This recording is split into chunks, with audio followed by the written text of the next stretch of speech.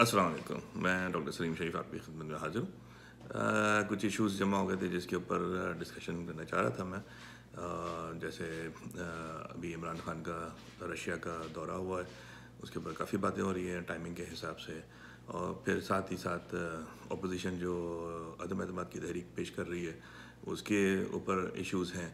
और तीसरी चीज़ जो है यूक्रेन के ऊपर जो रशिया ने अटैक किया है और पूरे इंटरनेशनल उसके ऊपर जो रिस्पांस है, इनको सम अप करके मैं फोकस बेसिकली पाकिस्तान की सिचुएशन के ऊपर करना चाह रहा हूँ। और इसी हिसाब से इन तीनों चीज़ों को डिस्कस करूँगा। सबसे पहले तो ये इम्पोर्टेंट है इशू समझना कि यूक्रेन के ऊपर रशिया ने अटैक क्यों किया। जब से ये नाटो का इशू आया है कि वहाँ पे नाटो के साथ अलायंस हो जाए यूक्रेन का, और जो वेस्टर्न कंट्रीज़ हैं, मतलब मेनली तो यूएस ही है नाटो के अंदर, और फॉलोड बाय यूके, फ्रांस वगैरह वगैरह, तो वो वहाँ पे अपने बेस बना लें सिक्योरिटी के नाम पे वगैरह। ये अब जो है बेसिकली उनका मेन तो एजेंडा यही था ताकि रशिया के ख़िलाफ़ ब्लॉक बन जाए, और ना सिर्फ रशिया बल्कि रशिया और चाइना का जो अलायंस हो रहा है, तो जो आगे वर्ल्ड इकोनॉमिक सूरत हाल होगी उसके ख़िलाफ़ ये ब्लॉक बनने जा रहा था। रशिया के ऑब्वियसली इसके ऊपर इश्यूज़ थे, जिसने वार्न किया यूक्रेन को कई दफ़ा कि वो बाज रहे नाटो के साथ मिलने में, क्योंकि डायरेक्टली रशिया की सिक्योरिटी के इश्यूज़ थे। और सेकेंडली सिक्योरिटी के अलावा जो है इकोनॉमिक इश्यूज़ आते हैं। इकोनॉमिक इश्यूज़ ये है कि अगर आप देखें तो लैंड लॉक है रशिया तकरीबन, और यहाँ से यूक्रेन के साथ ही उसका सी रूट बनता है, जो अगर नाटो वहाँ पे प्रेजेंस हो जाएगी तो उसकी पूरी ट्रेड ब्लॉक हो सकती है। दूसरी तरफ अगर आप देखें ईस्टर्न एंड के ऊपर जो चाइना है वो भी लैंड लॉक ही है, एक ही तरफ से साउथ चाइना सी आता है, जहाँ पे अगर आप देखें तो जो ब्लॉक बना हुआ है अमेरिका की क़यादत में, जापान, ऑस्ट्रेलिया और इंडिया ने मिलकर वहाँ पे किया। हालांकि इंडिया का उस तरफ कोई लेना देना नहीं है, लेकिन वो अमेरिका की चापलूसी में उधर घुस गया और चाइना की दुश्मनी में। तो उधर से ब्लॉक में साउथ चाइना सी के ऊपर से जो चाइना चेक एंड बैलेंस कर रहा है चाइना की ट्रेड को, अमेरिका जो चेक एंड बैलेंस कर रहा है चाइना की ट्रेड को, तो वो चाइना के लिए अपना एक थ्रेट है। अमेरिकन बहुत बड़ा बेस है फ़िलिपीन के अंदर, जहाँ से वो पूरा ये कंट्रोल कर रहा है। और अगर आप देखें तो चाइना वहाँ से ब्लॉक होता है ईस्ट एंड के ऊपर, और वेस्ट एंड के ऊपर जो है आपका रशिया ब्लॉक हो जाता है। तो इस तरह से दोनों जो कंट्रीज़ हैं चाइना और रशिया, वो दोनों एंड ईस्ट और वेस्ट एंड से ब्लॉक हो जाती हैं, और आपस में उनका तो इत्तेहाद है, लेकिन फिर वो इंटरनेशनल ट्रेड उनकी ब्लॉक होती है। अब वो साउथ की तरफ अगर आते हैं तो दो राउट्स थी उनके लिए साउथ में क्रिएट करने की। एक तो थी वो बर्मा के थ्रू होते हुए नीचे आए, जहाँ पे इंडिया के साथ इनके प्रॉब्लम्स चल रहे हैं और वो इंडिया करने नहीं दे रहा। दूसरी तरफ आपका सी पैक है, जिसके ऊपर एक अलग इश्यूज़ हैं, जो इंटरनेशनल कम्युनिटी मना कर रही है कि पाकिस्तान को, और जो सैंक्शंस भी लगी हैं मुख्तलिफ़ किस्म के आपके साथ प्रॉब्लम्स क्रिएट किए जा रहे हैं, वो इसीलिए किए जा रहे हैं कि सी पैक को अगर ब्लॉक कर दें तो चाइना जो है वो वहाँ से ब्लॉक हो जाएगा। तो चाइना पिछले जो 10-15 साल में इकोनॉमिक प्रोग्रेस की है चाइना ने, तो उसको कर्टेल किस तरह से किया जाए, तो वो इसी तरह से कि उसकी ट्रेड को आप ब्लॉक कर दें ताकि वो आगे प्रोग्रेस ना करे, ताकि फ्यूचर में वो वेस्टर्न कंट्रीज़, वेस्टर्न पावर्स जो है उनको थ्रेट ना हो। तो ये एक बैकग्राउंड समझने की ज़रूरत है कि जो चीज़ें हो रही हैं उसी से ही फिर आगे रिलेट होती है हमारी सिचुएशन। आपका मुल्क जो है, जैसे मैं पाकिस्तान की बात कर रहा हूँ, आइसोलेटेड तो रह नहीं सकता। इंटरनेशनल जो जियोपॉलिटिकल सिचुएशन है, करंट रिलेशंस जिनके मुल्कों के जिस तरह से चल रहे हैं, उसके साथ ही आपको भी देखना होता है कि आप किस तरफ आपकी ज़्यादा वो है। ये कहना कि हम न्यूट्रल हैं, किसी ब्लॉक में हम शामिल नहीं होना चाहते हैं, ये सब किताबी बातें हैं। जो प्रैक्टिकल जो सिचुएशन है उसमें ये सारी चीज़ें नहीं होती हैं। आपको कहीं ना कहीं आपको अपना मुफाद अपना देखते हुए अलायंस करना होगा। अब तक पिछले 74 ईयर्स में पाकिस्तान ने अमेरिका के साथ ही अलायंस रखा, क्योंकि कम्युनिस्ट ब्लॉक में जाना नहीं चाहता था, विच वाज राइट थिंग। तो आपके पास फिर यही था कि यूएस ब्लॉक में कैपिटलिस्ट मार्केट की तरफ आप जाएं। अब तो कम्युनिज्म ख़त्म हो गया, तो वो इशू ही ख़त्म हो गया, सोवियत एम्पायर भी ख़त्म हो गया, और ख़ुद रशिया अब एक कैपिटलिस्ट कंट्री की तरफ जा रहा है। और अब जो सिचुएशन हो रही है वेस्ट के अंदर, वो रशिया वापस अपने इमर्ज हो रहा है एज अ इकोनॉमिक पावर की तरफ वो जाना चाह रहा है। न्यूक्लियर पावर तो है ही, मिलिट्री पावर तो है ही वो, तो ये चीज़ वेस्टर्न कंट्रीज़ के लिए काबिल कबूल नहीं है। अब जैसे उनकी जो गैस पाइपलाइन का प्रोजेक्ट था जो जर्मनी के लिए और मुख्तलिफ उसके जो प्रोजेक्ट्स हैं उसको वो चेक एंड बैलेंस करना चाह रहे हैं। तो इसीलिए वो यूक्रेन को इस्तेमाल किया। अब आप ये देखें यूक्रेन ने नेटो या अमेरिका की बातों में आके रशिया के साथ मसला कर लिया अपना और रशिया ने उसके ऊपर अटैक कर दिया। कुछ अर्से पहले लोग मुझसे पूछ रहे थे कि रशिया अटैक करेगा कि नहीं करेगा। तो looking at the history of Russia I was very much sure कि Russia is going to attack Ukraine और वो रिट्रीव नहीं करेगा। अगर आप रशियंस को देखें तो Russians are very patriotic for their own country. Secondly they are very brave nation historically. thirdly they are very brutal. बहुत जालिम लोग हैं। ये भी आपको ध्यान में रखना चाहिए। और वो जो फोकस होते हैं वो अपना करके रखते हैं और जो है बड़े नेशनलिस्ट किस्म के हैं। तो ये सारी चीज़ें उनकी हिस्टोरिकली प्रूवन है। पिछले अगर 1000 साल की आप तारीख देखें रशिया की तो उसमें ये प्रूवन है। They are never scared of wars. They have been involved in different wars at different period of time. चाहे वो जीतें या हारें वो हथियार नहीं डालते, वो लड़ते हैं और बहुत ज़्यादा सक्सेस भी हासिल की है और उन्होंने अपने दुश्मनों को बिल्कुल भी नहीं छोड़ा। और आप रिसेंट पास देख लें या बिल्कुल माजी देख लें तो उनकी यही हिस्ट्री रही है।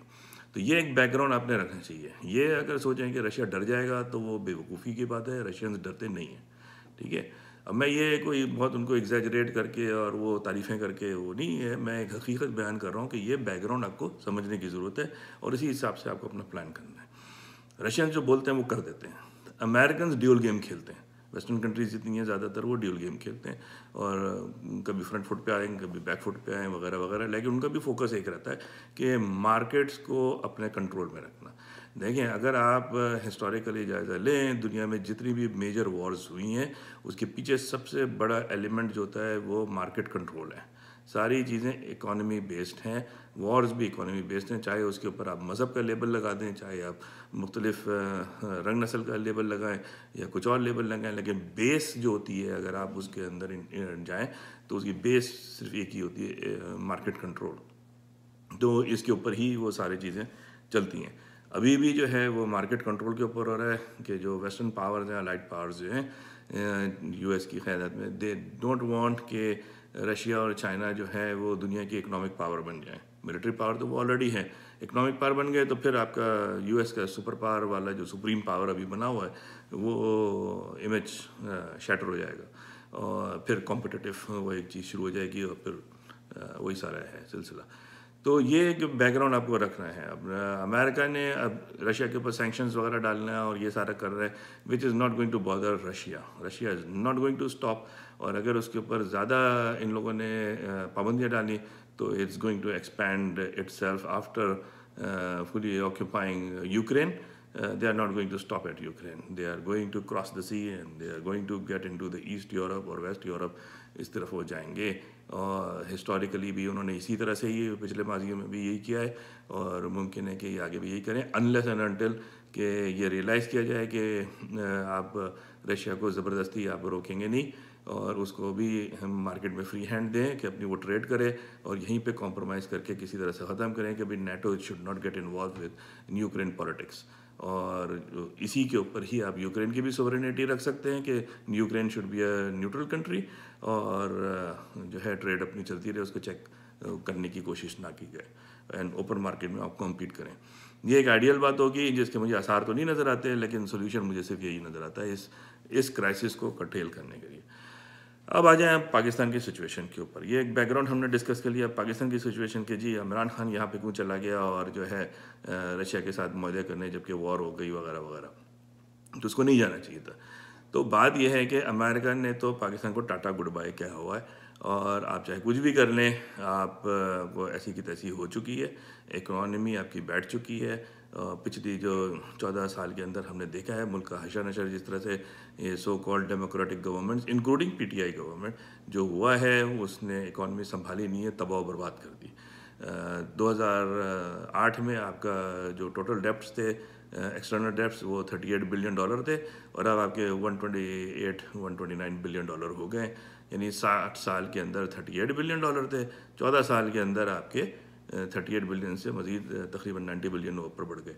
कहाँ लगे हु नोज़, कि कहाँ लगे। तो मुल्क में तो ऐसी कोई दूध की नहरें नहीं बही हैं, लेकिन खर्चे के तहत मुल्क तबाह बर्बाद हो गया इकॉनमी जो है। अब पाकिस्तान के ऊपर क्या ऑप्शन था कि भाई आप अपने रीजन के अंदर अपने मजबूत होना है। इंडिया का जहाँ तक ताल्लुक़ है वो तो बैठा हुआ है ताक में कि किसी भी वक्त वो पाकिस्तान को हड़पने के चक्कर में और हमला करने के चक्कर में वो सब अपना काम कर रहा है। और ये नहीं है कि मैं जी पाकिस्तान की मीडिया की आर्मी की रिपोर्टों के ऊपर बात कर रहा हूँ, ऐसा नहीं है।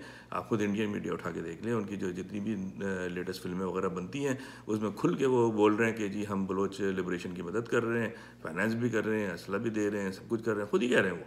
ठीक है, सिंध के अंदर भी वो उन्होंने ये किया हुआ है जी, आपके केपी के अंदर भी ये किया हुआ, और वो खुद कहते हैं अपने मुंह से, और वो मिसाल देते हैं कि भाई 1970 में भी 71 में हमने यही किया और पाकिस्तान को तोड़ा, उसका वो क्रेडिट लेते हैं, खुल के वो ये बातें कर रहे हैं। तो हमें ये नहीं है कि जी ये पाकिस्तान का मीडिया या आर्मी प्रोपेगेंडा कर रही है। आप इंडियन मीडिया देख लें, वो खुद एक्सेप्ट कर रहे हैं इस चीज़ को। अगर इसके बाद भी अगर हम अपनी आंखें नहीं खोलते और दुश्मन को नहीं पहचानते तो फिर अपने जहन के ऊपर, अक्ल के ऊपर मातम करने के अलावा तो और मैं कुछ नहीं कह सकता। तो आप ये तो रखें ही नहीं उम्मीद कि India is going to come towards dialogue. हाँ, डायलॉग में सिर्फ उस वक्त आ सकता है जब उसको अपनी एग्जिस्टेंस ख़तरे में लगे पाकिस्तान के थ्रू कि जी Pakistan is going to destroy India, then only they will come out to the dialogue. अब वो होगा ही नहीं होता, ये तो गॉड नोस कि ऐसी सिचुएशन कब आती है या नहीं आती है।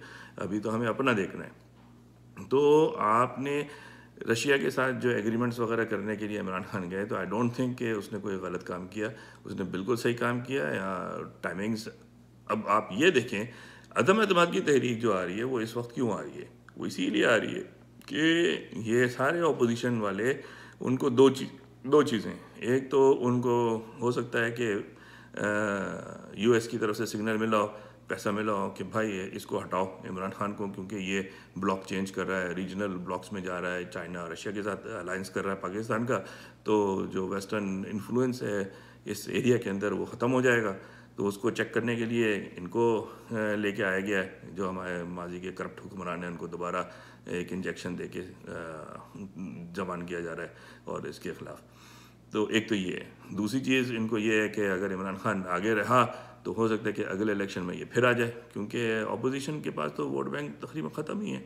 तो अब जो चीज़ गवर्नमेंट प्लान कर रही थी कि नया सेंसस लेकर आए और उस नए सेंसस के हिसाब से हल्के बंदियाँ हों, तो अगर ये हो जाती है और एक फेयर सेंसस हो जाता है तो आपकी पूरी ये हल्के बंदियाँ चेंज हो जाएंगी, आपकी पूरे सिस्टम आपका एक स्मूथली चेंज होगा और उसके हिसाब से फिर इलेक्शन होंगे। तो आपका ये जो फ्यूडल क्लास है that is going to shut down और एक नई डेमोक्रेटिक सिस्टम आपका इमर्ज होने की एक उम्मीद है। मैं ये नहीं कह रहा कि हर चीज़ फिट फाट हो जाएगी, फिक्स हो जाएगी, लेकिन it will go towards a bit healthy future democratic system. और जो ये अभी जो कुछ ख़ानदानों की जो अजारादारी है वो ख़त्म हो सकती है और इसीलिए ये सारे जमा हुए और ताकि वो इमरान खान को हटाएं। उनके दो एजेंडे हैं, एक तो ये कि अपने आप को सिक्योर करें, अपनी नस्लों को सिक्योर करें अगले इलेक्शंस वगैरह में, ये ना हो कि इन लोग ख़त्म हो जाए जो उनको नज़र आ रहा है। और दूसरी ये कि जो अगर इंटरनेशनल पॉलिटिक्स के हिसाब से देखा जाए तो इमरान खान को हटाना चाह रहे हैं। अब मैं इसमें कोई इमरान खान की कोई ख़ास ऐसी सपोर्ट नहीं कर रहा हूँ, मैं सिर्फ जो बात कर रहा हूँ पाकिस्तान की सिचुएशन की बात कर रहा हूँ। इमरान खान की गवर्नमेंट ने भी अपनी इनकॉम्पिटेंसी उरूज पे शो की हुई है, लेकिन अभी आपके पास ऑप्शंस क्या हैं? सेकेंडली, जब अगर अगले इलेक्शंस नेक्स्ट ईयर में होने तो ये सारा अभी ये टोपी ड्रामा करने की तो कोई सेंस बनती ही नहीं है, क्योंकि अगर तहरीक-ए-इंसाफ कामयाब भी हो जाती है, जिसकी मुझे कोई ख़ास उम्मीद नहीं है, अगर कामयाब हो भी जाती है तो भी क्या होगा, 6-8 महीने तो लगेंगे ना अगले इलेक्शन की तैयारी करने में और वो सब, तो वो सब करने, और जबकि आप अगर ये नहीं भी करते हैं तो अगले इलेक्शन वैसे ही अगले साल हो जाएंगे। तो ये सब आखिरी साल में करने की वजह सिवाय इसके कि अगले सेंसस ना हो जिसके हिसाब से प्रॉपर सिस्टम आपका कंप्यूटराइज्ड हो के प्रॉपर इलेक्शंस नहीं हो, उसको रोकना है। और दूसरे जो आपकी इंटरनेशनल पॉलिटिक्स हो रही है उसके साथ पाकिस्तान को वापस डाइवर्ट करके गुलामी में ही रखना है। थैंक यू, खुदा हाफिज़।